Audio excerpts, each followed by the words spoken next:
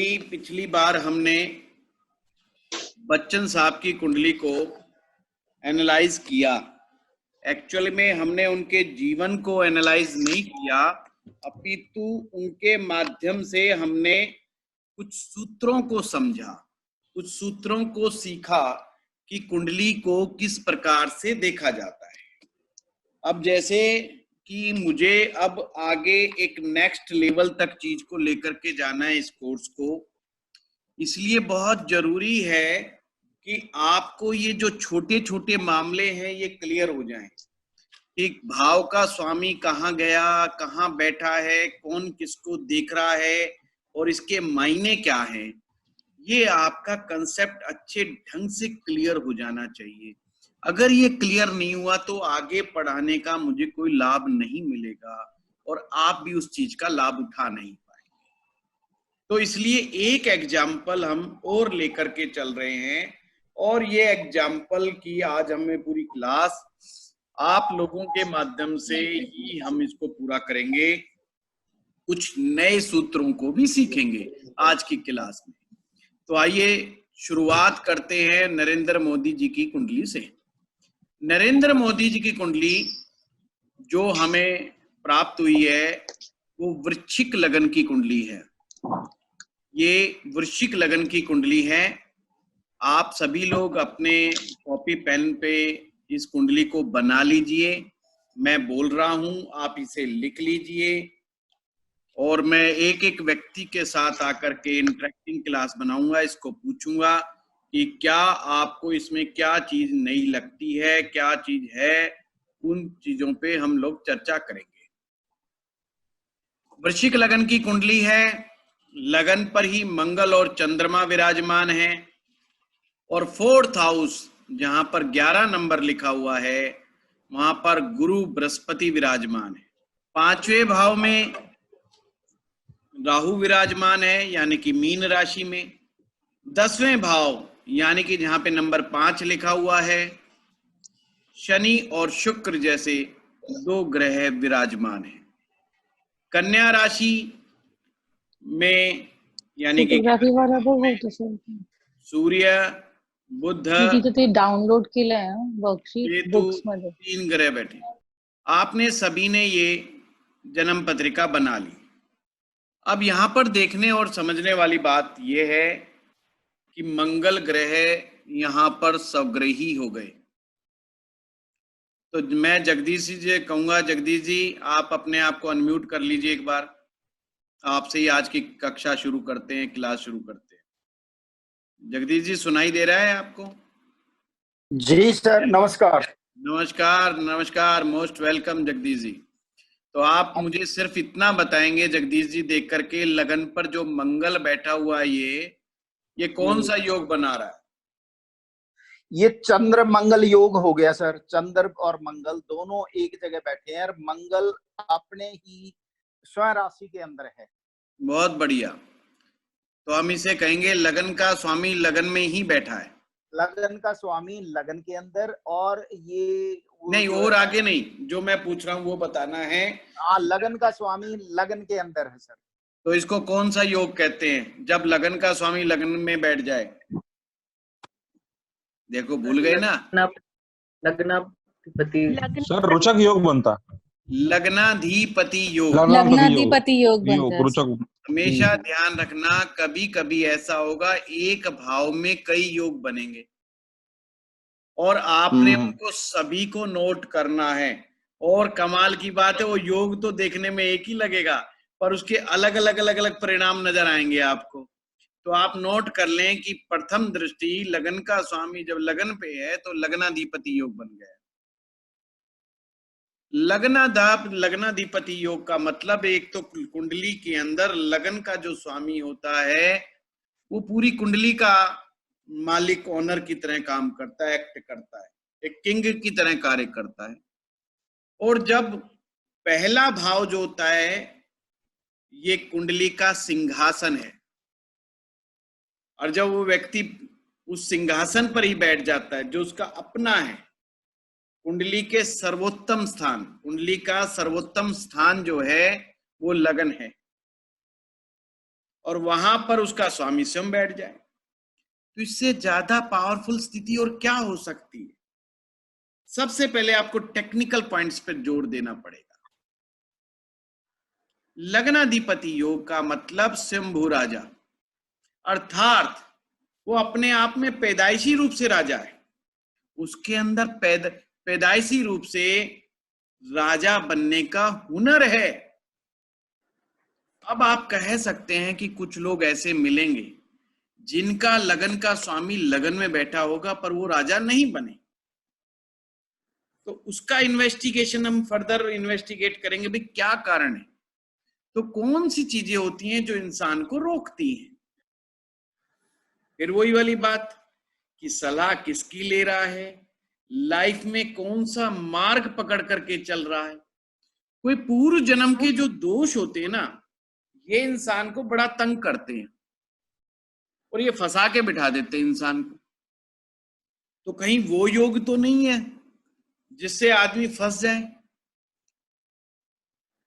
जब भी कोई ऐसा योग बनता है तो वो त्याग मांगता है। जितना बड़ा त्याग इंसान का, उतना बड़ा उसका पद मिल जाता है, उतनी ज्यादा सफलता मिल जाती है। राजयोग कोई ना कोई त्याग मांगते हैं। सत्ता तक पहुंचना है, ऊंचे स्थान पर पहुंचना है, सर्वश्रेष्ठ स्थान पर पहुंचना है, तो त्याग तो करना पड़ेगा जीवन में कई चीजों का। जो त्याग नहीं कर पाएंगे, मन के रास्ते चलेंगे, फिर समस्या खड़ी हो जाती है। तो प्रथम दृष्टिकोण से देखें तो लगन का स्वामी लगन पे लग्नाधिपति योग बनता है। अब हम सेकंड स्टेप पे चलते हैं। किसके साथ बैठा है लगन का स्वामी, तब हम कहेंगे चंद्र के साथ। चंद्रमा के साथ बैठा है। चंद्रमा दूसरा ग्रह हो गया। अब ये युति बनी, इसे युति कहते हैं, इसे कॉम्बिनेशंस बोलते हैं। दो ग्रहों का कॉम्बिनेशंस बना। तो यहां पर चंद्रमा के हालात कैसे हैं, तो हम कहेंगे चंद्रमा के हालात ठीक नहीं है। चंद्रमा यहां पर नीच राशि में है। नीच राशि का चंद्रमा अच्छा नहीं माना जाता। अब देखने वाली बात यह है, ये जो स्वामी नीच राशि का जो ग्रह चंद्रमा है, ये कौन से भाव का स्वामी है? भाग्य भाव का गुरुजी। भाग्य भाव का स्वामी है। बहुत बढ़िया। अब मुझे कौन बताएगा ये भाग्य भाव का स्वामी अच्छा है या बुरा है? ये आपकी परीक्षा है। सर भाग्य भाव का स्वामी तो कंफर्ट जोन में आ गया ये। शुभ हो गया। नहीं, शुभ हो गया सर। प्रेम भाव में है ये। हाँ, प्रेम भाव अपने से पांचवा है सर, लेकिन ये नीच का है अपने तो से पता है। पांचवा। सर ये नीच भंग राजयोग बनेगा। कौन कह रहा है नीच भंग राजयोग बनेगा? मैं हूँ सर रवि। रवि जी, अच्छा अच्छा अच्छा, रवि सचदेवा। सचदेवा साहब, ऐसा है, थोड़ा सा भी धैर्य रखिए भंग करने से पहले। अच्छा ठीक है, सॉरी सर। उससे पहले केंद्र में बैठने से। भाव का स्वामी यहाँ पर क्या रोल में है, किस रोल में है, कोई ध्यान नहीं दे रहा। सिर पे बैठ गया है। सिर पे बाधक है ये। बाधक, ये बाधक है। बाधक। अब भूल गए लगता है। लगन में नवम भाव का स्वामी बाधक होता है। सभी के लिए अब नोट कर लीजिए। 3 प्रकार के लगन होते, चर लगन, स्थिर लगन और द्विस्वभाव। चर लगन कौन से होते हैं? चर लगन होते हैं मेष राशि, कर्क राशि, तुला राशि और मकर राशि। मतलब ये मेष लगन, कर्क लगन, तुला लगन और मकर लगन, ये 4 लगन, इन्हें चर लगन कहा जाता है। चर लगन में 11वां भाव बाधक होता है। नोट कर लीजिए, चर लगन में 11वां भाव बाधक होता है।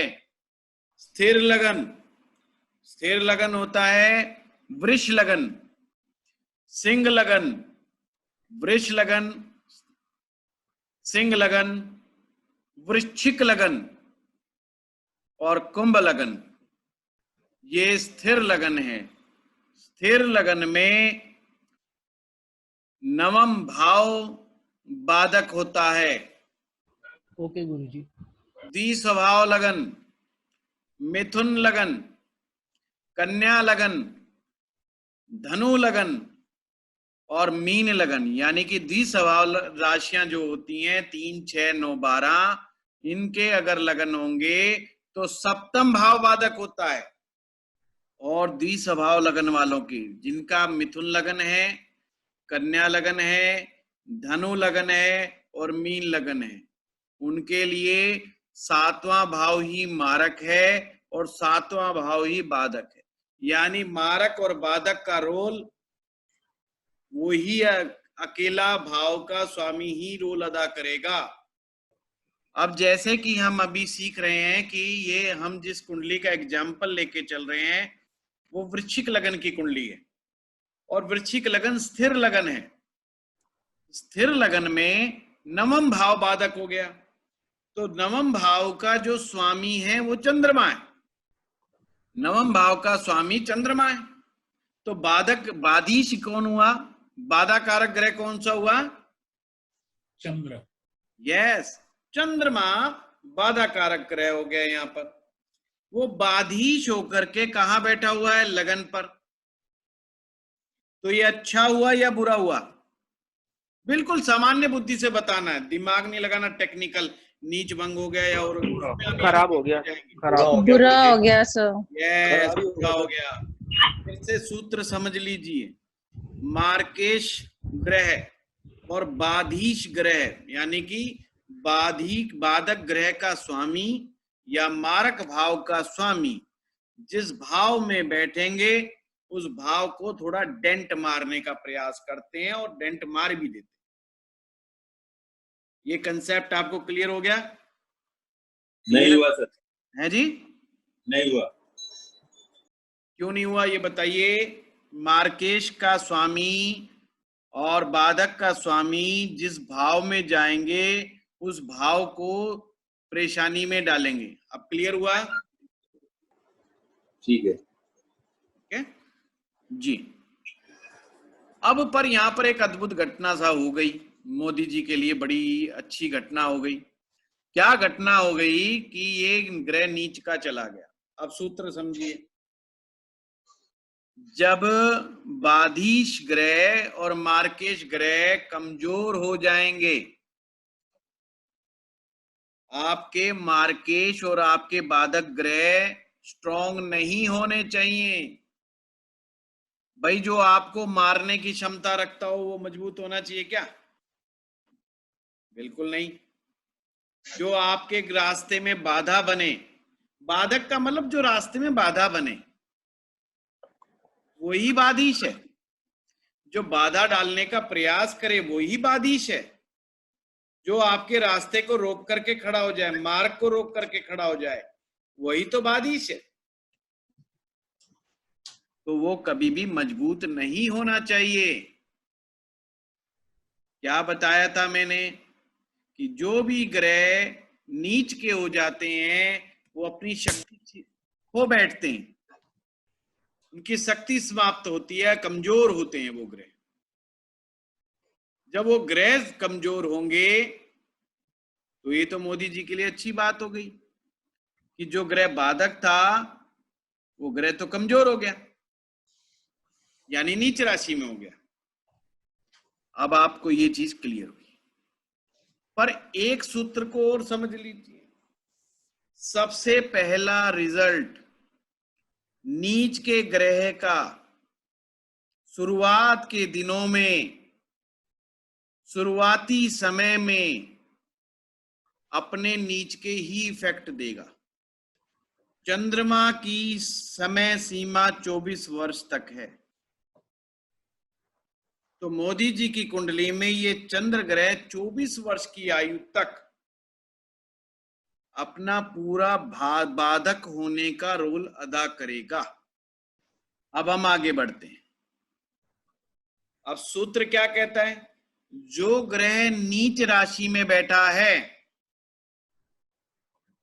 उस राशि का स्वामी वहीं बैठ जाए। जैसे चंद्रमा वृश्चिक राशि में नीच के हुए और वृश्चिक राशि के स्वामी मंगल वो उसी जगह पर बैठ जाएं तो नीच भंग योग बनता है। नीच भंग का मतलब अब वो ग्रह नीच का नहीं रहा, अब उस ग्रह में इंप्रूवमेंट्स आ रहे हैं, उस ग्रह में ताकत आ रही है, उस ग्रह में ये रूल बढ़ रही है। हाँ, कौन था?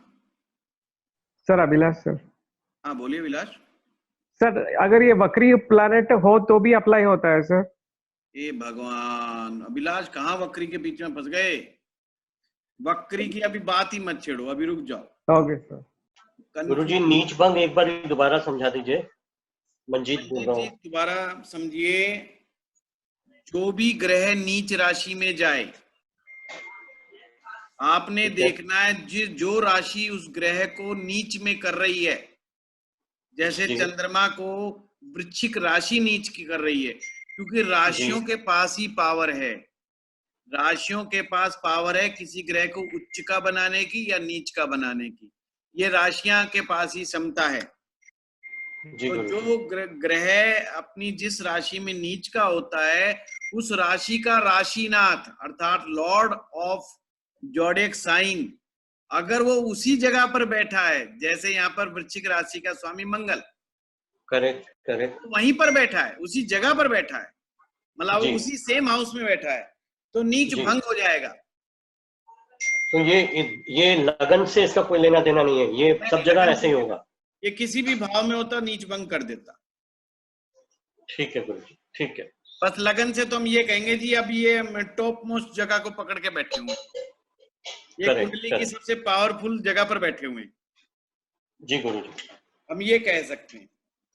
अर्थात 24 साल की आयु के बाद ये चंद्रमा में जान आ जाएगी। अब चंद्रमा में जान आ गई तो इसका मतलब बाधकता भी तो ज्यादा स्ट्रांग हो रही है। तो ये दिखाता है कि लगन के साथ बाधक ग्रह बैठना, लगन जीवन में तरक्की का रास्ता, लगनाधिपति जीवन में तरक्की के रास्ते को डिसाइड करता है। और अगर उसके साथ बाधक ग्रह बैठा हुआ है तो निरंतर बाधाएं भी पैदा करेगा, अर्थात मार्ग सहज सुलभ नहीं है, रास्ता आसान नहीं है। तो ये जो दूसरा योग बना इसका नाम है नीच भंग राजयोग। गुरुजी, हाँ विनय जी, सिर्फ नीच भंग बोलने से हम लोग नहीं बोल के नीच भंग के साथ राजयोग क्यों लगा देते हैं? क्योंकि फिर राजयोग का मतलब ये होता है कि वो आदमी को सारी पावर दे देता है जिसके कारण वो व्यक्ति राजा के समान जीवन व्यतीत कर सके। राजा के समान जीवन व्यतीत करने का तात्पर्य होता है विनय जी कि उसके पास हर प्रकार की भौतिक सुख सुविधाएं हो, नौकर चाकर हो, उसकी 4 लोगों के बीच में चलती हो, उसके आदेश की पालना होती हो, उसके कुछ लोग मानने वाले हों, उसके फॉलोअर्स हों, तो ये राजयोग हो गया। वो बात अलग है कि ये छोटा राजयोग है कि ये बड़ा राजयोग है, ये एक अलग बात है। तो सर जहां भी नीच भंग होगा एक तरह से राजयोग क्रिएट हो जाएगा ऑटोमेटिकली नीच भंग? हाँ जी। अच्छा अच्छा अच्छा। पर नीच भंग जो राजयोग होता है उसका मतलब ये होता है कि विनय जी ये उसको सहज सुलभ चीज नहीं मिली है, ये काफी संघर्ष और जद्दोजहद करने के बाद मिली है। एक होता प्रथम श्रेणी का राजयोग। ये राजयोग जो होता है ये नीच भंग का मतलब ये है कि पहले व्यक्ति स्ट्रगल में रहता है, पहले व्यक्ति खूब ज्यादा हार्ड वर्क करता है, एक लोअर लेवल से ऊपर लेवल के राइज होने की बात को कहता है कि पहले लोअर चाय बेचता है, पहले चाय बेचता है, फिर वो ऊपर। नहीं, वो क्या बेचता है क्या नहीं बेचता वो एक अलग मुद्दा है पर कहने का तात्पर्य, हम तो कुंडली समझ रहे हैं, हमें मोदी जी के जीवन से कोई लेना देना नहीं। नहीं। हम तो सांकेतिक रूप से कह रहे हैं कि भाई देखो, नीच भंग राजयोग का तात्पर्य है कि पहले वो लोअर साइड को देखता है लाइफ के और फिर वो अपर साइड को देखता है। पर हमेशा याद रखना, जहां पर भी राजयोग आएगा आपको एक मार्ग पकड़ना पड़ेगा। जो ग्रह योग तैयार कर रहा है उसका मार्ग को पकड़ना पड़ेगा। अगर उसका मार्ग नहीं पकड़ा ना, फिर मामला राजयोग भंग होता देर नहीं लगती। अच्छा, हाँ, राजयोग जितना तेजी से बनता उतनी देर भंग भी हो जाता है। भाई एक आदमी प्रधानमंत्री बना और फिर उतरने के बाद जरूरी थोड़ी दोबारा चढ़े। नहीं, और जब सरकार गिरती है तो आदमी सोता रह जाता है, रात को सरकार गिर जाती है। तो ये तो राजनीति 24 नहीं पता। या हाँ सर, हाँ सर, चलिए, ये 24 साल वाला क्या मामला है सर? ये उम्र है, आप सभी नोट कर लीजिए। सूर्य 22वें साल में, सूर्य 22 साल, चंद्रमा 24वां साल, शुक्र 25वां साल, मंगल 28वां साल, गुरु का 32वां साल और गुरु का 16वां साल भी होता है। 16 और 32 गुरु के साल है। बुध बच बुध गया। का 34वां साल, शनि का 36वां साल, राहु का 42वां साल और केतु का 48वां, 48 ईयर्स। ये वर्ष जो होते हैं इस प्रकार से इनको नोट कर लो। अब जैसे अगर चंद्रमा का हम उदाहरण ले रहे हैं, अगर चंद्रमा पॉजिटिव है तो पहले 24 साल उसके बड़े मौज के रहेंगे, आनंद के रहेंगे, और 24वें साल में उसके साथ अद्भुत बढ़िया अच्छा पॉजिटिव साइड में होगा। अगर वो गड़बड़ हो गया, जैसे इस कुंडली में चंद्रमा नीच का है, तो पहले 24 साल लाइफ के बड़े स्ट्रगल पूर्ण हो जाते हैं। जैसे मंगल नीच का हो गया, मान लो, कैसे हम देखते हैं, अगर मान लो मंगल नीच का हो गया तो 28 साल तक उसके जीवन में बड़ा संघर्ष रहेगा बेचारे के। उसको कुछ खास प्राप्ति नहीं होगी, मेहनत करेगा, हार्ड वर्क करेगा, पर अचीवमेंट्स कुछ नहीं। पर अगर मंगल पावरफुल हो गया, उच्च का हो गया, तो 28 साल तक बड़ा अच्छा अचीव करता है और उसके बाद भी उसकी अचीवमेंट, पर 28वां जैसे ही आएगा उसके भाग्य का दरवाजा खुल जाता है। मंगल अगर स्ट्रांग है, योगाकारी है, तो 28 के बाद एकदम रास्ते खोल देता है। गुरु अगर बढ़िया है तो 32 के बाद रास्ते खोल देता है। बहुत ही बढ़िया तो 16वें साल में ही रास्ते खोल देता है। तो ये फिर ग्रह की अवस्था पर डिसाइड होता है कि कैसे, कौन, कब, कहां, कैसे। राहु अच्छा है तो 42वें साल में देगा, जबरदस्त देगा। समझ रहे बात को? अच्छा, अच्छा। तो ये कंसेप्ट 24वें साल का है, ये फिक्स्ड है। ये भी बता दूं, ये बदलेगा नहीं, चेंज नहीं होगा। अगर सर ये खराब होता है तो फिर उस स्पेसिफिक साल में कुछ खराब करता है? क्या बोल रहे सचिन? सर अगर ये खराब है कोई भी ग्रह तो 24, मान लीजिए चंद्र 24 साल खराब है तो 24 साल तक स्ट्रगल कराएगा, तो 24वें साल में वो खराब ही करेगा कुछ स्पेसिफिक? खराब भी करता है। अच्छा, 24वां साल उनके लिए बड़ा दिक्कत वाला हो जाता है। अच्छा, सर अगर यहाँ पे किसी उसके बाद अच्छा है ग्रह की, मतलब 24वें साल के बाद वो अच्छा होगा या वैसा ही रहेगा? नहीं, वो सिचुएशन पे डिपेंड करेगा सचिन। वो तो उस कुंडली में क्या बन रहा है, क्या नहीं बन रहा, वो फिर वो है, उसको इस तरीके से हमने याद नहीं करना है ना। क्या सिचुएशन, सबकी कुंडलियां ना अलग अलग होती हैं। अगर योग बन रहा है कि नहीं बन रहा है, क्या है, कब तक है, फलाना है, टिकड़ा, वो सब है। अब हम आगे बढ़ते हैं। तो हमने 2 योग समझ लिए, एक लग्नाधिपति योग समझ लिया और नीच भंग समझ लिया। अब हम आगे बढ़ते हैं।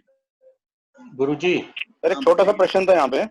हाँ सर अगर यहाँ पे कोई नीच ग्रह की दृष्टि पड़ रही होती तो लग्नापति योग हट जाता है या क्या, या उसमें कमी आ जाती? देखो, ग्रह दृष्टि का मतलब आप उसको नीच या उच्च से मत देखिए, आप उससे देखिए कि वो ग्रह उसके लिए, कुंडली के लिए क्या है। जैसे हमने अमिताभ जी की कुंडली में देखा कि शनि की दृष्टि पड़ रही थी, पर शनि तो उनके लग्नाधिपति थे वैसे तो, और पर यही कुंडली अगर सिंह लगन की होता तो मैं कहता जी बड़ी खराब दृष्टि है ये, तो इसने तो सारा काम खराब कर दिया। तो हमेशा ये देखें कि देखने वाला ग्रह उस कुंडली के लिए कैसा है, उच्च नीच से फर्क नहीं पड़ता। चलिए आगे बढ़ते हैं। सर हम राहु केतु को कैसे देखते थे किसी कुंडली के लिए? मेरे भाई मुझे आगे तो बढ़ने दो। तीसरा चीज मैं आऊंगा राहु पे। राहु है मोदी जी का राहु बहुत स्ट्रॉन्ग है, चिंता ना करो, मैं आ रहा हूं राहु। अब तीसरा योग क्या बनता है? तीसरा योग बनता है रुचक नाम का योग। मंगल स्वग्रही होकर के बैठा है, या तो लगन कुंडली से या चंद्रमा से अगर केंद्रगत हो जाए, मंगल स्वग्रही या उच्च का हो जाए तो रुचक नाम का पंच महापुरुष राजयोग बनता है। अब हम अगले पॉइंट पे आते हैं कि अब इस कुंडली में देखने वाली बात यह है कि ये लगन से भी रुचक योग बन रहा है और चंद्र कुंडली से भी रुचक योग बन रहा है, तो ये बहुत पावरफुल रुचक योग बन गया। रुचक योग जो मैंने करवाया था पंच महापुरुष राजयोग का, दोबारा से आप वीडियो सुनना तो आपको उसकी डिटेलिंग मिल जाएगी कि किस प्रकार से वो व्यक्ति को शक्तिशाली बनाता है। अब हम उस पॉइंट पे आते हैं कि ये रुचक योग कौन बना रहा है? मंगल ग्रह। अब समझने वाली बात ये है, तीनों काम इस कुंडली में मंगल कर रहा है। रुचक योग बना रहा है तो मंगल बना रहा है, नीच भंग चंद्रमा का नीच भंग हो रहा है तो मंगल के द्वारा हो रहा है, और लग्नाधिपति योग बन रहा है तो भी मंगल के द्वारा बन रहा है। यानी मेन प्लेनेट मंगल हो गया, और मंगल बहुत शक्तिशाली होकर के लगन में विराजमान है। यानी कि सिंगल ये एक ऐसा ग्रह है जो इनकी कुंडली में बहुत स्ट्रेंथ वाला है। अब आप बताइए कौन सा मार्ग ऐसे व्यक्ति को पकड़ना चाहिए जीवन का, किस ग्रह को इन्हें फॉलो करना चाहिए? मंगल को फॉलो करना चाहिए। यस, मंगल को फॉलो करना चाहिए।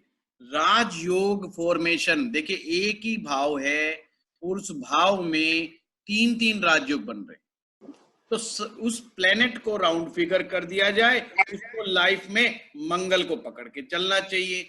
अब मंगल क्या है? मंगल तो पहलवान है। मंगल क्या है? मंगल ब्रह्मचारी है।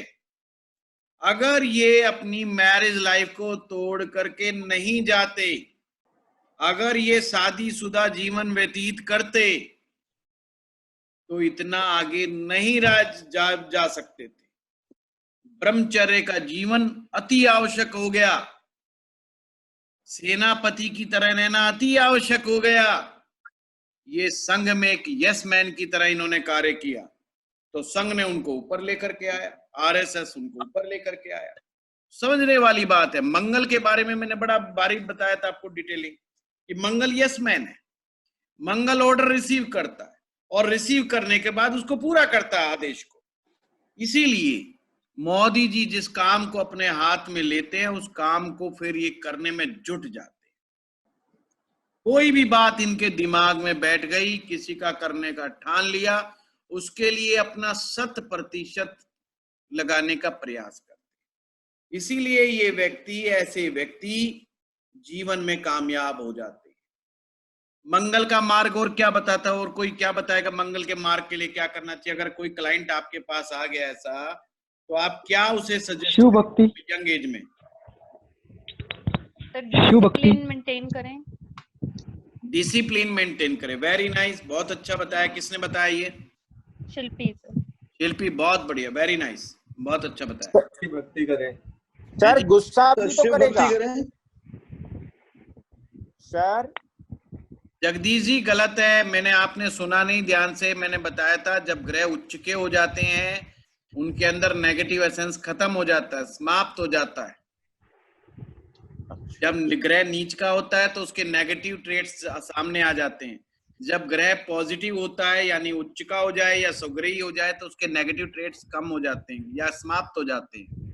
जैसे चंद्रमा यहाँ नीच का है, हाँ, तो आप चंद्रमा के लिए बोल सकते हैं ये बात कि उनके नेगेटिव ट्रेट्स हो सकते हैं, परंतु नीच भंग हुआ है तो नीच भंग 100% तो चीज को ठीक नहीं करता, पर काफी हद तक बैलेंस कर देता है। तो आप ऐसे कह सकते हैं कि 24 वर्ष की आयु तक नीच के ट्रेड्स आपको फुल दिखाई देंगे। फिर 24 मल्टीप्लाई बाई 2, ये एक सूत्र है, 48 तक काफी कम हो जाएंगे। आफ्टर द एज ऑफ 48 वो ना के बराबर हो जाएंगे, नीच के चंद्रमा के इफेक्ट। इस तरीके से टाइमिंग को पता किया जाता है। तो ऐसा नहीं कि मंगल देखा और हमने कह दिया।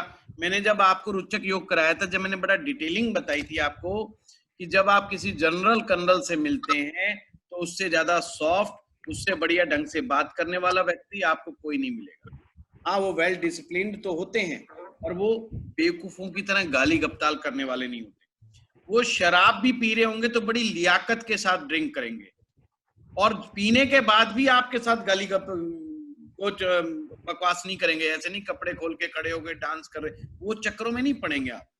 उनका एक मैनर होगा, हर चीज को करने का एक मैनरफुल हो जाते। जब ग्रह स्ट्रांग हो जाता है, मतलब शुभ हो जाता है, तो मैनरफुल भी हो जाता है। उसमें आप ये ना देखें कि वो पापी हो गया। पाप ग्रह होते हुए भी वो बहुत मैनरफुल हो जाता है। ठीक है, ठीक है, और बताएं ठीक है इसके सर। बारे में। शिव जी की या हनुमान जी की भक्ति करें? नहीं, वो अलग चीज है ना। मार्ग कौन सा पकड़ना चाहिए और कोई मार्ग लाइफ में प्रैक्टिकली एक आदमी को कैसे समझ में आएगा, क्या क्या करना चाहिए। जैसे इन्होंने बताया डिसिप्लिन, शिल्पी ने बताया। सर बिजी रखें अपने आप को और ज्यादा परिश्रम गुस्सा ना करें। का मार्ग। ये भी बात मान ली गई आपकी। और कोई? खाने पीने पे कंट्रोल रखें। बहुत बढ़िया बात फिट है। रहें। ये भी देखिए, पहलवान का गुण है खान पान पे कंट्रोल। एक्सरसाइज गुरुजी। एक्सरसाइज सर गुस्सा नहीं करें। गुस्सा तो आएगा ही नहीं, वो छोड़ दीजिए, गुस्से को भूल जाइए।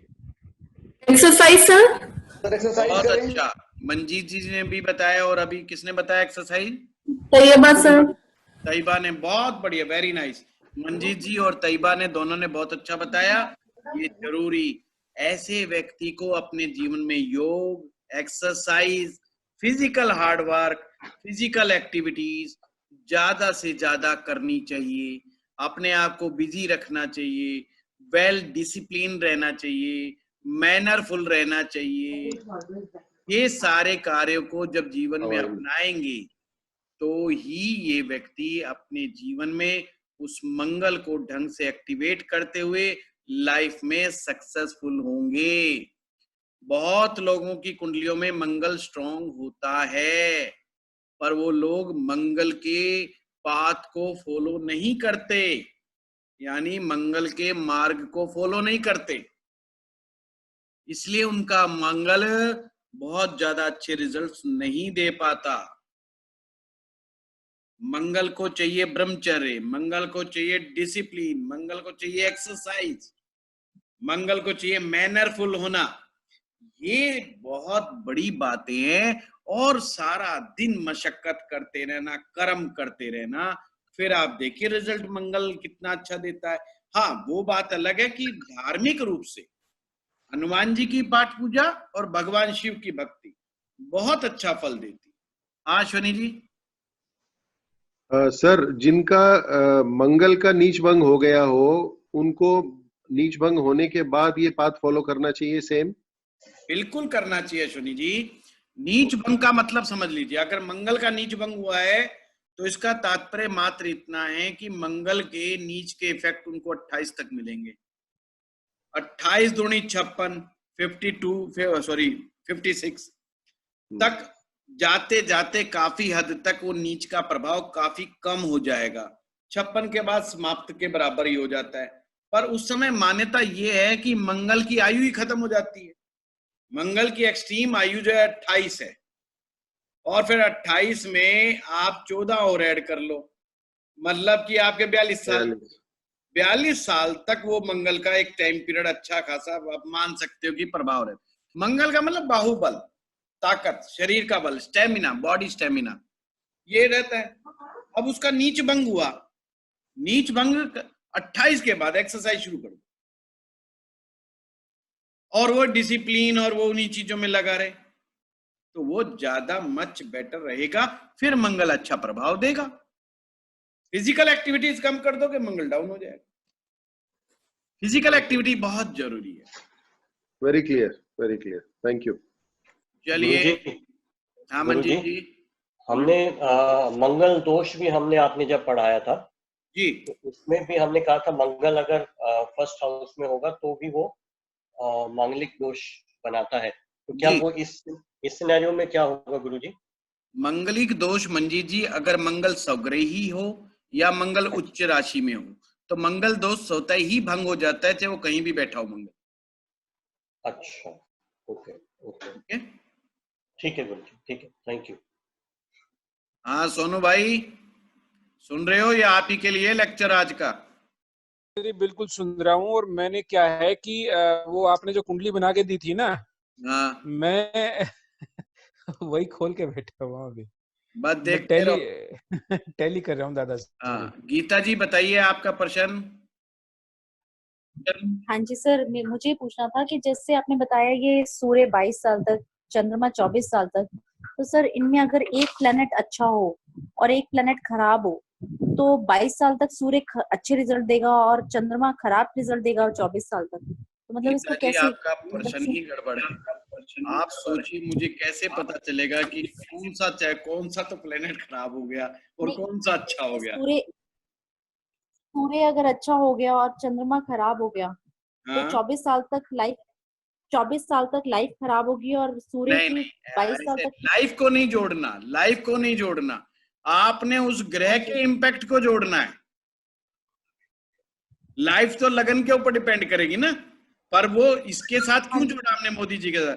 क्योंकि वो लगन के ऊपर बैठा हुआ है, इसलिए हमने लाइफ के साथ जोड़ा है, इसलिए बड़ा इंपॉर्टेंट है। तो हमारे 22 साल सूर्य के साथ अगर अच्छे हैं तो 22वां साल अच्छा जाएगा या 22 साल?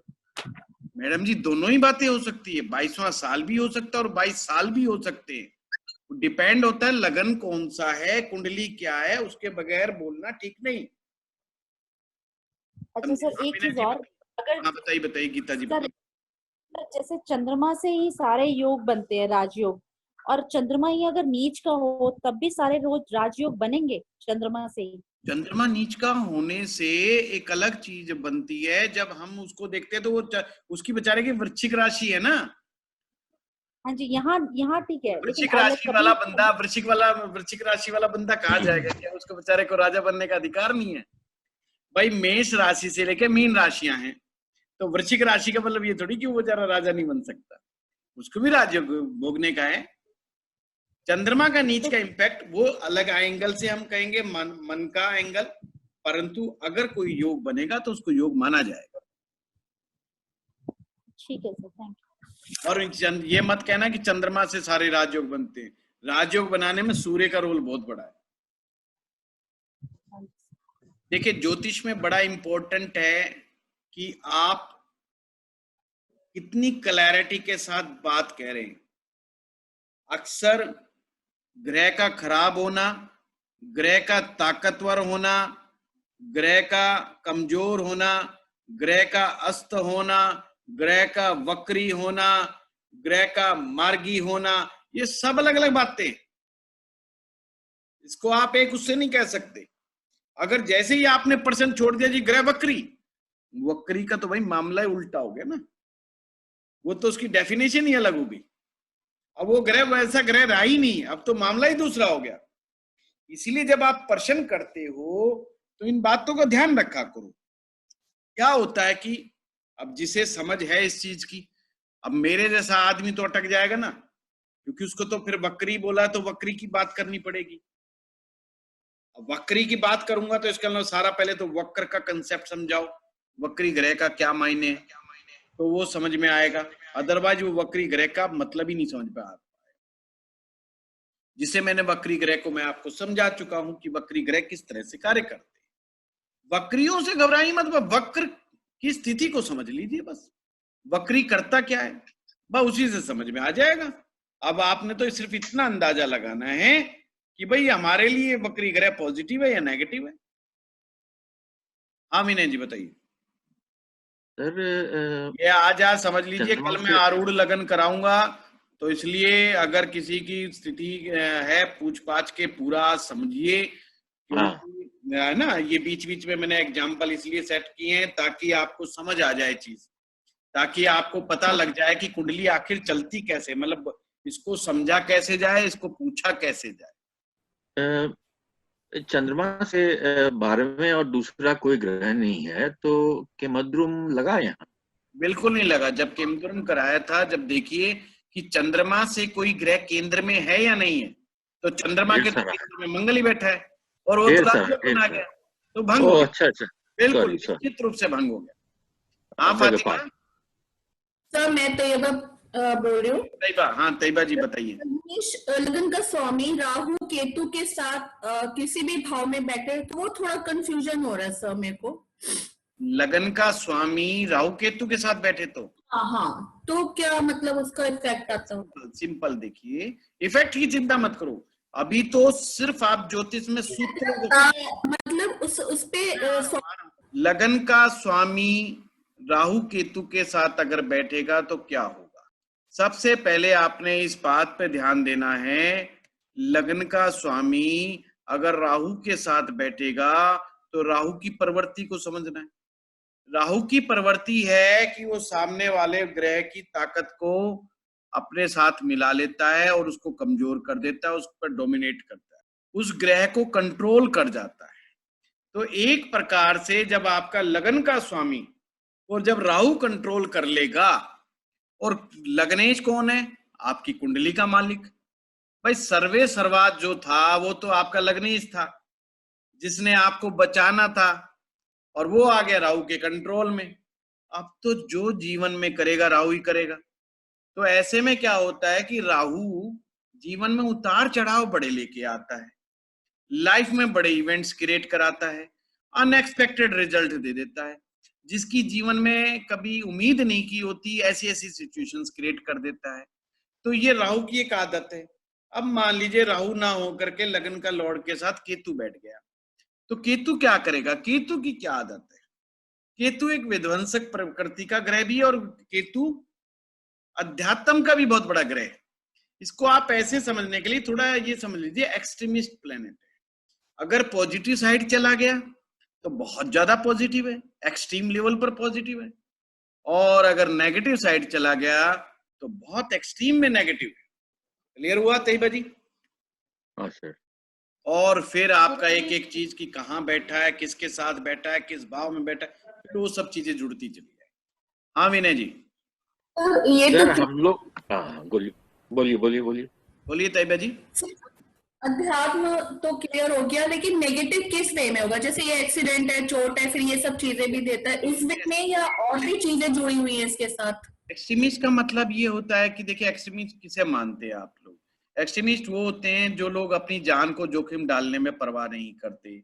जैसे कोई आदमी सुसाइड की बात करता है, अब सुसाइड करना कोई हंसी खेल तो है नहीं। अब ये एक्सट्रीम चीज है कि एक आदमी ने तुरंत डिसीजन ले लिया कि भाई मुझे तो अपने आप को समाप्त करना है। अभी कुछ छोटी बात तो है नहीं कि चलो और खत्म कर लो अपने आप को, ये एक्सट्रीमिस्ट बात हो गई। फिर एक बात ये हो गई कि यार फलाने ने मुझे डिच कर दिया, फलाने ने मुझे मार दिया, ऐसा करते उसका कत्ल ही कर देते। अब ये बड़ी एक्सट्रीम लेवल की बात हो गई। अरे यार तुम छोटी सी बात पे कत्ल करोगे और खुद जेल में जाके बैठोगे, उससे क्या मतलब बन रहा है आपका? कोई मतलब नहीं बन रहा। परंतु एक्सट्रीम का मतलब है आप किसी चीज को लेकर के नेगेटिव में अगर सोच पड़े तो नेगेटिव के एक्सट्रीम में चले जाते हैं।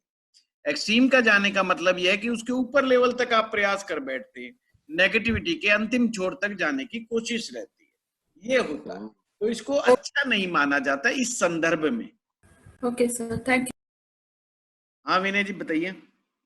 गुरुजी आपने जब हमें पहली बार लग्नाधि योग पढ़ाया था जी, तो मोदी जी की भी कुंडली ली थी और एक दो एग्जाम्पल हमें बताए थे लग्नाधि योग के। तो उसके बाद हमारा जो ग्रुप बना हुआ है आर्ट ऑफ प्रेडिक्शन आपके आदेशानुसार, तो उसपे हम लोगों ने एक किन्हीं ने डिमांड किया था कि कोई लग्नाधि योग की कुंडली है। तो मेरे पास एक कुंडली थी, तो लग्नाधि योग की कुंडली मैंने डाली जी।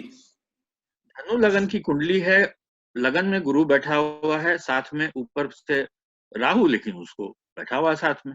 वो गड़बड़ हो गया। तो हमें पता नहीं चला कि ये लग्नादि योग बना या भंग हो गया। नहीं, ये भंग हो गया जी, भंग हो गया। भंग हो गया। तो राहु को पावर है कि वो गुरु को भंग कर दे। भंग नहीं, वो कोई भी आएगा ना उसको डोमिनेट कर देता है और खुद अपनी पावर ले लेता है।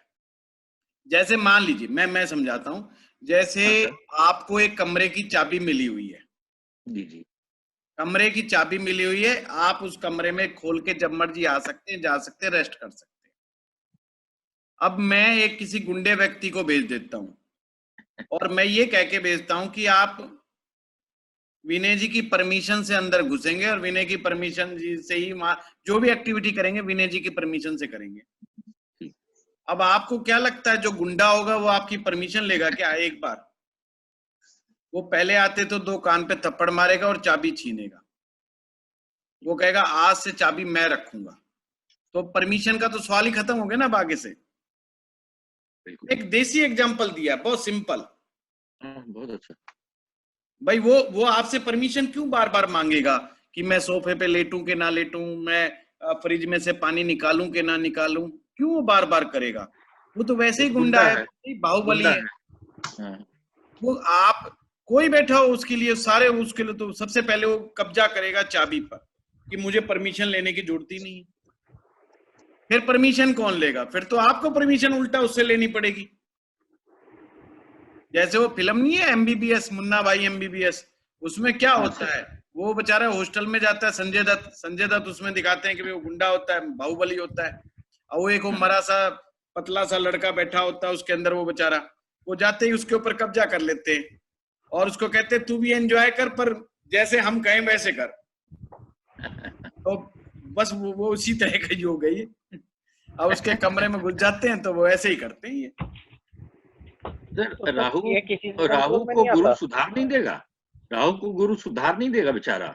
गुरु जब सुधारेगा ना, जब उसको बेचारे को सुधारने का मौका मिले, डेफिनेटली सुधार सकता है। गुरु धनु में है, मूल त्रिकोण में है, तो सुधारने का मौका तो थोड़ा है गुरु को। समझिए बात को विनय जी, जब वो समझा सकता है राहु को, जब गुरु की दृष्टि पड़ जाए राहु पर। ओ दृष्टि, देखिए गुरु से ज्यादा गुरु की दृष्टि में मजा है। अच्छा, जभी तो मैंने शायद गुरु के विषय में बताया था जब मैंने कहा था गुरु की आंखों में अमृत बरसता है। अमृत बरसता है, अमृत बरसता। अब अमृत से बड़ी चीज कोई है ही नहीं है, उपमा है, एक्सट्रीम उपमा है, किसी के प्रशंसा के बारे में एक्सट्रीम है। तो उसके अंदर अमृत नहीं है, उनकी आंखों में अमृत है। यानी कि जहां पर निगाह पड़ गई गुरु की, वो अमृतमय हो गया। तो राहु बहुत पॉजिटिव हो जाता है अगर गुरु की दृष्टि पड़ जाए, केतु बहुत पॉजिटिव हो जाता है अगर गुरु की दृष्टि पड़ जाए। अच्छा, वो ऐसा नहीं सुधार सकता, पर अगर कोई गुरु को ही कंट्रोल कर ले। अब वो कौन है राहु, किसे माना गया है? मैं समझाता हूं आपको।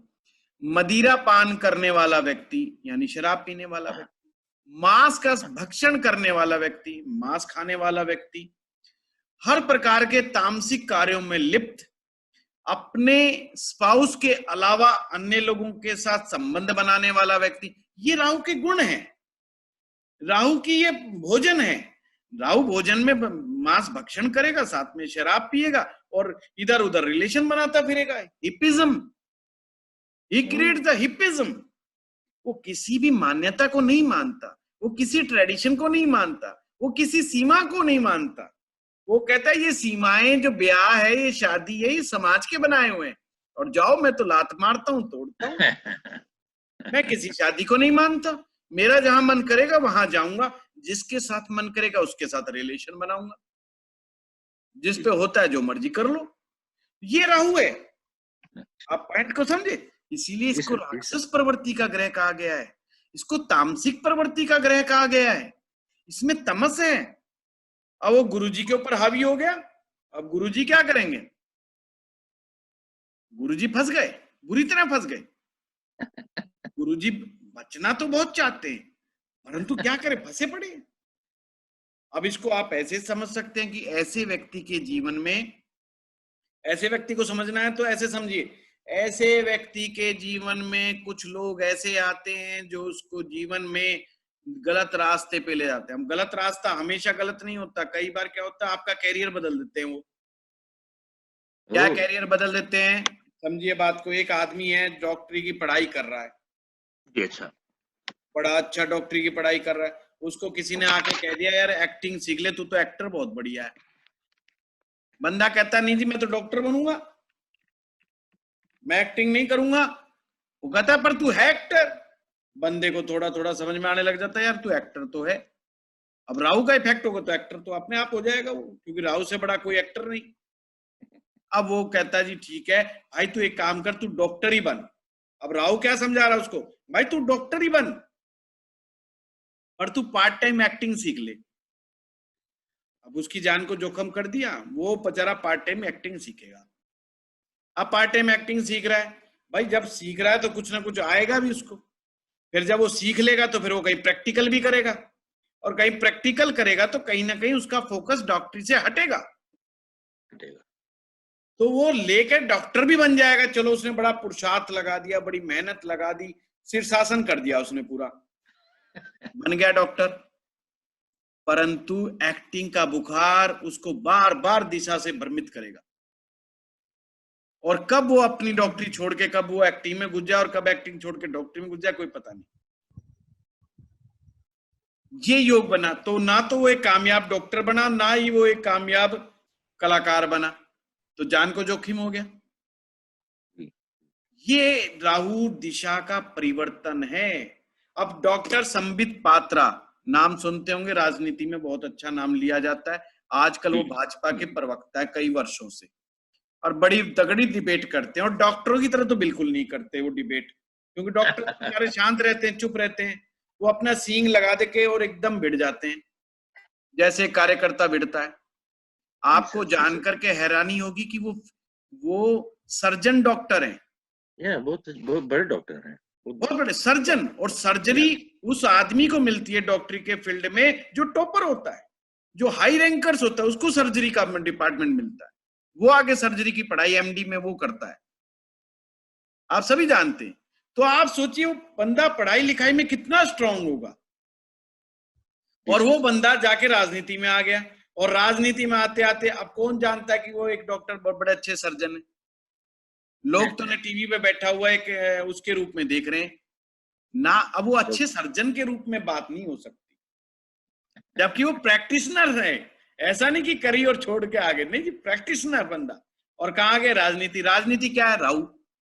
Politics is a Rahu, politics Rahu है। आगे जो भी डॉक्टर जो भी लागू भी होते पर उसमें चले गए नहीं। हाँ जी बिल्कुल, कई उदाहरण है। डॉक्टर पलाश सेन है, और भी कई आपको एग्जाम्पल मिल जाएंगे जो डॉक्टर पलाश सेन, हाँ तो सिंगर रह चुके हैं। हाँ जी तो कहने का तात्पर्य है वो जब दो फील्ड में आ जाते, जब आप अपनी एनर्जी एक फील्ड में ना लगा के दो फील्ड में या तीन फील्ड में लगाते हो, तो आपकी एनर्जी डिवाइड हो जाती है। मैं आपको सिर्फ इतना समझाना चाहता हूँ सभी को, जब आप दो या तीन फील्डों में घुस जाते हो तो आपकी एनर्जी डिवाइड हो जाती है, जिससे सफलता में कमियां आ जाती है। तो ये भी एक प्रकार का ये गुरु चंडाली है। चलिए आगे बढ़ते। सर एक चीज, ये राहु की दृष्टि से भी खराब करेगी किसी को भी, जो ये गीता जी बोल रहे हैं। हाँ जी सर, हाँ जी। गीता जी दृष्टि में बिल्कुल कंफ्यूज मत होइए, ये समझिए कि वो ग्रह उसके लिए क्या है, उस कुंडली के लिए पाप ग्रह के शुभ ग्रह, बस सिंपल। अगर अशुभ है तो दृष्टि कैसी भी दे ले वो गड़बड़ी करेगा।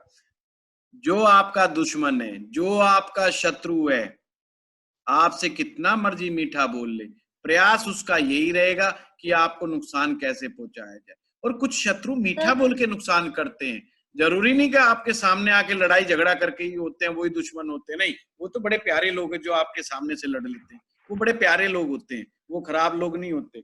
दिक्कत वो होती है जो आपके प्यारे बन करके आपके साथ बैठ करके बात करते हैं। और राहु हमेशा प्यारा बन के मारता है, ये ध्यान रखना, कभी सामने से फाइट नहीं करता। मायावी ग्रह हमेशा दोस्त बन के मारेगा। कभी फाइट नहीं करेगा। ये मंगल थोड़ी जो आमने सामने की फाइट करेगा, ये तो मायावी ग्रह है राहु तो। सर जैसे गुरु और राहु एक साथ बैठे तो उनकी दृष्टि तो एक ही जगह पे जाएगी, तो गुरु की अच्छी होगी और राहु की खराब दृष्टि होगी वहां पे। हाँ जी बिल्कुल होगी। तो गुरु अपना काम करेगा, राहु अपना काम करेगा। अब वहां पर राहु की दृष्टि कितनी नहीं चलेगी, क्योंकि गुरु की दृष्टि जो पड़ रही है ना वो ज्यादा स्ट्रांग हो जाती है, क्योंकि गुरु की आंखों में अमृत बरसता है। अमृत बरसता है, अमृत बरसेगा तो वो वहां के राहु के नुकसान को नहीं देगा। गुरु राहु की रश्मियों को रोक देता है। इसलिए जब राहु का इफेक्ट किसी व्यक्ति की लाइफ में ज्यादा होता है तो मैं उनको हमेशा एक ही चीज कहता हूँ, शराब मत पियो, नॉनवेज मत खाओ, इधर उधर संबंध मत बनाओ, गुरु को पावर दो, गुरु पावरफुल होगा, राहु अपने आप रुक जाएगा। अब राहु कौन है सर? लेकिन राहु वो व्यक्ति है जिसके साथ आपका मन बहुत मिलता है और वो बड़ा मीठा आदमी है, बड़ा प्यारा आदमी है और आपका खास आदमी है, और शाम को आकर के कहता है आओ पैक बना करके पिएंगे। वो आपका सबसे बड़ा शत्रु, और जो आप जिस दिशा में चल रहे हो वो आपको उल्टी दिशा में ले जाने का प्रयास करे, पर प्यार से, वो आपका शत्रु। ये काम राहु ऐसे करता है। सर जी विनय सर, राहु को थोड़ा मांस मदिरा खूब पिला दिया जाए, खूब नहीं, वो पिलाने की जरूरत है, वो खुद ही पीता रहता है। तो उसको अलाउ कर दिया जाए, खुल्लम खुल्ला छोड़ दिया जाए तो उसका एक दिन मन भर जाएगा। ऐसा है, वो कौन सा किसी से परमिशन लेता है विनय जी? ये तो आप उसके लिए बात करेंगे तो परमिशन ले।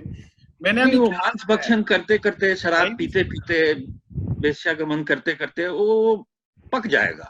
नहीं गुरुजी, नहीं पकता, राहु नहीं पकता, राहु का स्वभाव है, राहु नहीं पकता भाई। राक्षस है ना, राक्षस ना तो किसी से परमिशन लेता, वो तो जब तक जीता है, जब तक मरता है, वो तो ऐसे ही रहता है। उसने कौन सा तब्दीली? गुरुजी, हाँ जी गुरुजी, ये जो मीन राशि में राहु बैठा है पंचम भाव में मोदी जी के, ये उच्च स्ट्रॉन्ग कैसे हुआ? क्या हो गया ये? आपने बोला ना राहु स्ट्रॉन्ग है। ये नीच का राहु है। कौन बोल रहे हैं? मैं रविंदर बोल रहा हूँ सर। रविंदर जी?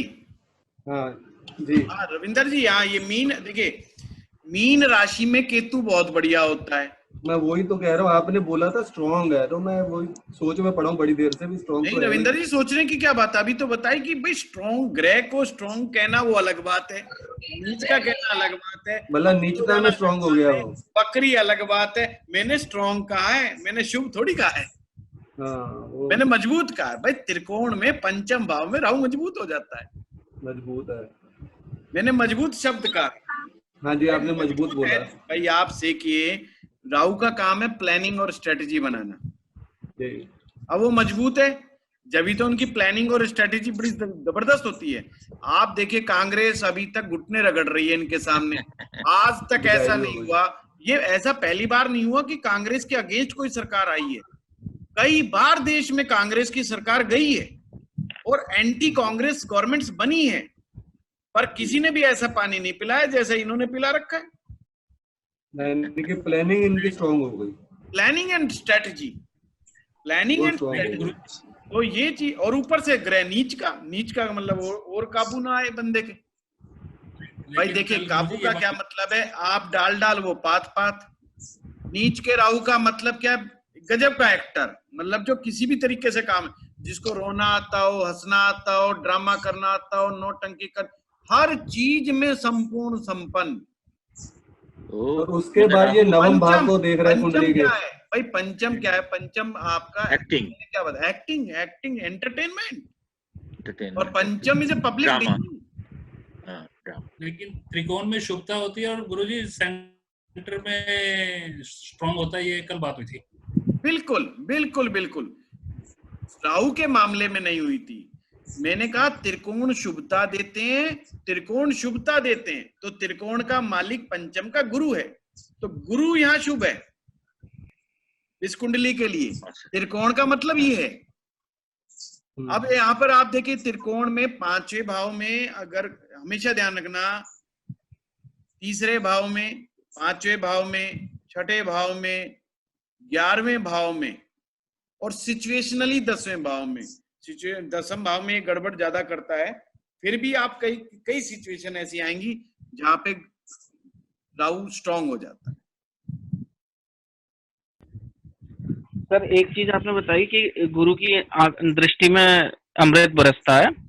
अगर किसी कुंडली के लिए वो मार्केश है जी, तो भी क्या उसकी दृष्टि शुभ होगी? शुभ तो नहीं होगी? बिल्कुल शुभ होगी। अच्छा, बिल्कुल शुभ होगी। दृष्टि में रोड़े नहीं है भाई, बिल्कुल गड़बड़ नहीं है दृष्टि में। अच्छा, जहाँ बैठेगा वहां रोल नुकसान अदा करेगा। देखिए मार्केश है ना गुरु, हम्म, और वो कैसा भी बैठा हुआ है, जब उसकी दशा आएगी ना तो वो हाँ। नेगेटिव करेगा। अच्छा, ठीक। जिन भावों का स्वामी है उस भाव से रिलेटेड गड़बड़ियां आएंगी। जिस दृष्टि जगह शुभ पर रहेगी। बैठा हुआ है गुरु, उस जगह को गड़बड़ करेगा। अच्छा, दृष्टि शुभ रहेगी। दृष्टि तो शुभ रहेगी, वो उसमें कोई गड़बड़ नहीं। सर तो वो कन्या और मिथुन में आपने बताया बादकेश मार्केश दोनों हो जाता है, तब भी शुभ रहेगी उसकी दृष्टि? हाँ जी, हाँ जी, दृष्टि में तो मैंने कहा ना, आप बिल्कुल निश्चिंत रहो। बादकेश मार्केश तो मारना चाहिए ना सर? सर कैसे तो मारेगा? तारकी मार्केश स्वभाव है गुरु का स्वभाव है जी। और जैसे राहु का स्वभाव है वैसे गुरु का स्वभाव है। नहीं विनय जी समझिए, गुरु बच्चों को क्यों पीटता है? बच्चे गुरु से क्यों डरते हैं? अच्छा एक बात बताओ, चलो उल्टा प्रश्न करते हैं, विद्यार्थी स्कूल में मास्टर से क्यों डरता है? बताइए। कि भाई नहीं होमवर्क करेंगे तो पिटाई लगेगी। हमेशा एक कॉमन आदमी की भाषा में समझाता हूं। मास्टर से बच्चे क्यों डरते हैं? क्योंकि मास्टर गलती करते हैं। छड़ी है, एक डंडा है, या थप्पड़ तो है ही, अगर थप्पड़ नहीं है तो।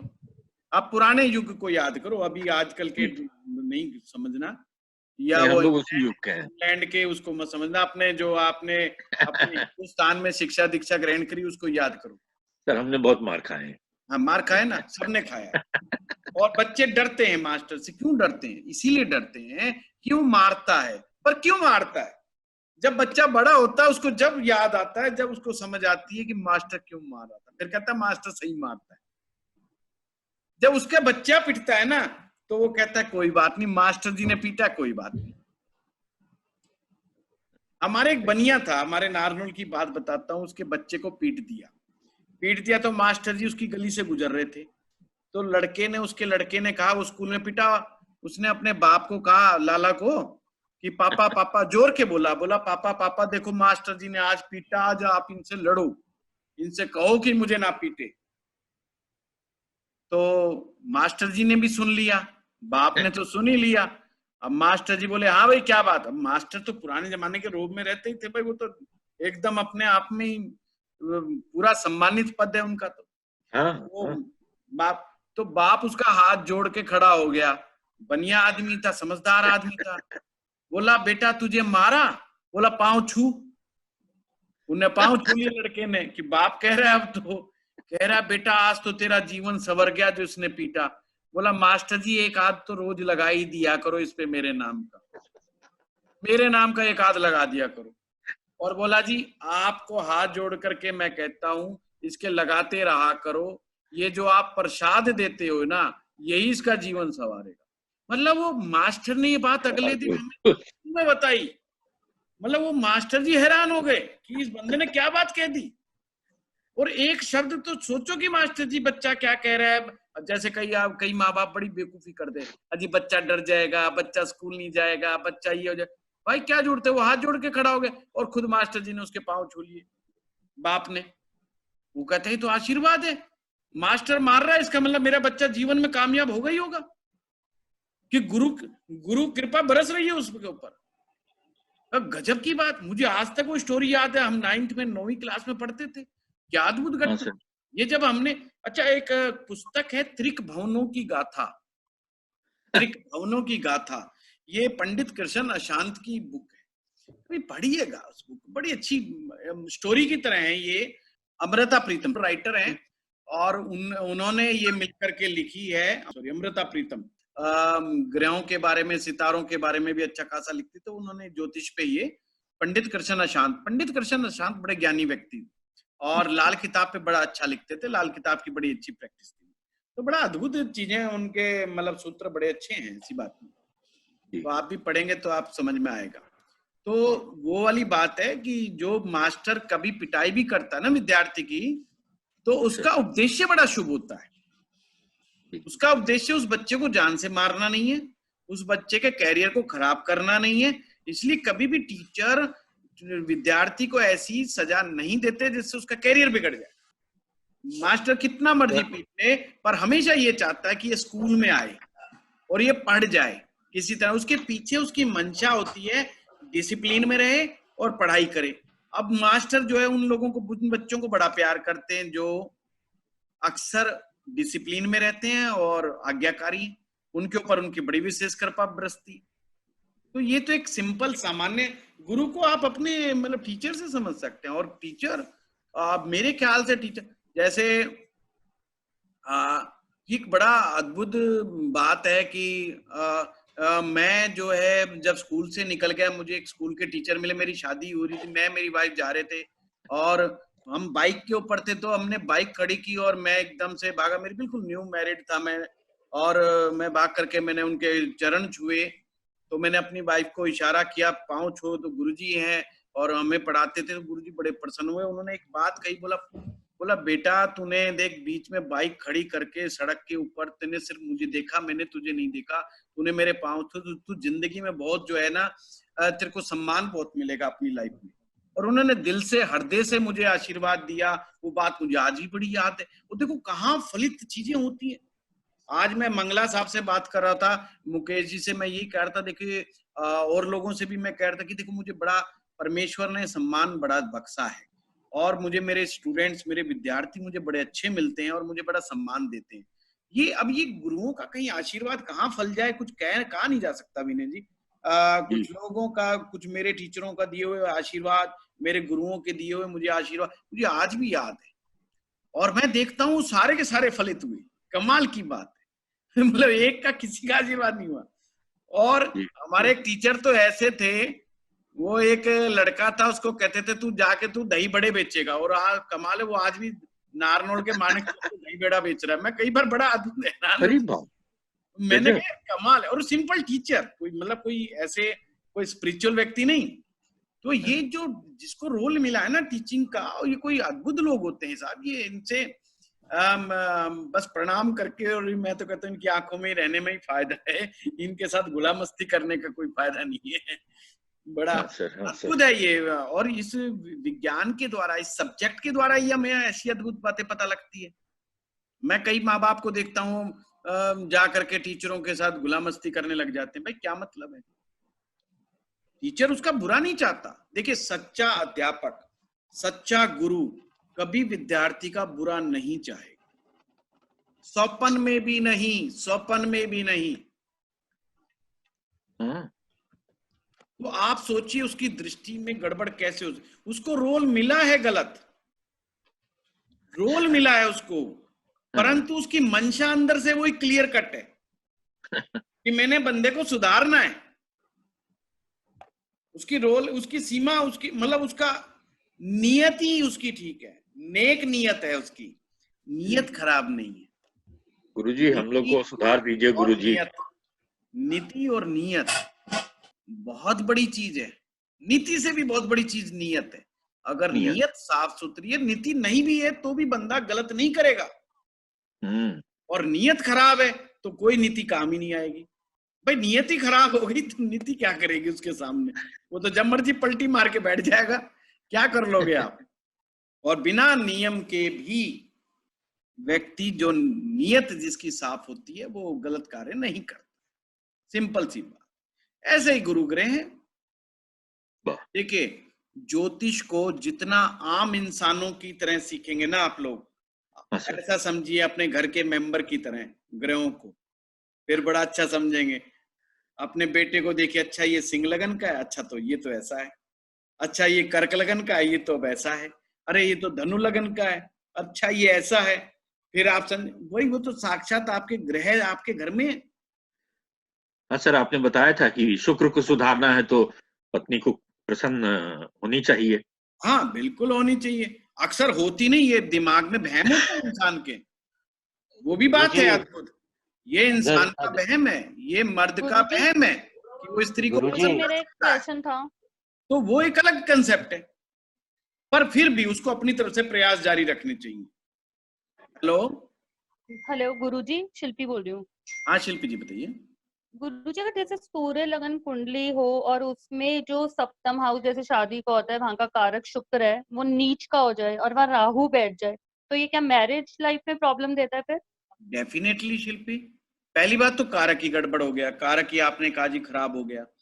तो और जो लग्नेश नीच का हो जाए, सेवियर प्लेनेट, समझिए सेवियर प्लेनेट जो रक्षा कारक था, जैसे आपका गार्ड है, आपने गार्ड रख रखा अपने घर में और वही बेचारा गिरा पड़ा सा हो जाए, वही बेचारा कमजोर हो, तो कौन बाहर के आदमी को आने से रोक सकता है?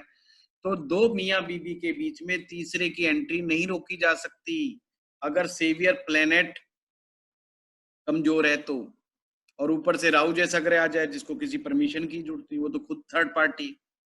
लग्नेश नीच का हो और केतु हो वहां लगन में, कोई भी हो, मैं समझ गया पॉइंट। अल्टीमेटली मैरिज की प्रॉब्लम्स है, चैलेंजेस, लॉट ऑफ चैलेंज। तो यहाँ पे हमें फिर शुक्र को पावर देनी होगी या मतलब राहु के उपाय करने होते हैं? ये बात मैं नहीं कह सकता कि पावर किसको देनी होगी, क्योंकि कई बार क्या पता वो ग्रह कौन सा है, क्या क्या ड्यूटियां मिली हुई हैं, वो बिना मैं देखे नहीं बोल सकता। हाँ ये है कि बस ये मैं बता सकता हूँ, ये it's not good for the marriage life. Okay okay. देखिए मैं आप सभी विद्यार्थियों से कहता हूँ, देखिए ये जो रेमिडियल पोर्शन है ना, ये थोड़ा सा बिना देखे बोलना रिस्की हो जाएगा और इसमें गलती होने के चांस बहुत होते हैं। और मैं अक्सर कहता हूँ रेमेडी में गलती नहीं होनी चाहिए, प्रेडिक्शन इधर उधर हो जाए कोई फर्क नहीं पड़ता, है ना। आप दवा दे रहे हो ना, दवा देने में गड़बड़ नहीं होनी चाहिए, आपकी दवा बिल्कुल सटीक होनी चाहिए, है ना। और नहीं तो कम से कम ऐसी हो उसको नुकसान ना करे, फायदा ना करे नासी पर नुकसान ना करे, बैकफायर नहीं करे, हाँ वो ना करे। ऐसा नहीं जैसे एक दवा आती है विनय जी, तो शायद इस बात को समझेंगे, एक आर्टेक्स करके दवा आती है जो लिवोसिट्रिजिन की तरह ही होती है, एंटी एलर्जिक, पर उससे खाने से हार्ट की पल्स रेट बढ़ जाती है, हाँ क्यूटी सिंड्रोम हो जाता है और सडन डेथ भी हो जाता है, सडनली डेथ भी हो जाती है, जबकि एंटी एलर्जिक दवाई है। अब मान लें पहले पल्स रेट ऊपर नीचे हो रही है और डॉक्टर ना हिसाब लगाए, किसी ने कहा एलर्जी, उसने कहा लिख दे, बोला ले आ, और उन्हें खा ली। अब बताओ कौन जिम्मेवार होगा? Pulse rate. आपको तो बहुत नॉलेज है सर, आपको तो मेडिसिन का बहुत आइडिया है सर। जी आयुर्वेद एस्ट्रोलॉजी कराऊंगा जब प्रदर्शन करूंगा इस प्रतिभा का। तो सर एक क्वेश्चन पूछना था। है जी सर एक क्वेश्चन पूछना था, गीता बोल रहा हूँ सर। जैसे इस वक्री का तो पता चल जाता है कि पत्री में वक्री है, बट एक स्तंभी कराया था आपने सर, वो कैसे पता चलेगा कि पत्री में किस स्तंभी ये प्लैनेट हो गया? आपने कहा था गुरु और शनि एक पॉइंट होता है, उसका भी मैं बता दूंगा गीता जी, है ना। बहुत कम होता है, रेयर कुंडलियां मिलती है, रेयर कुंडलियां, है ना।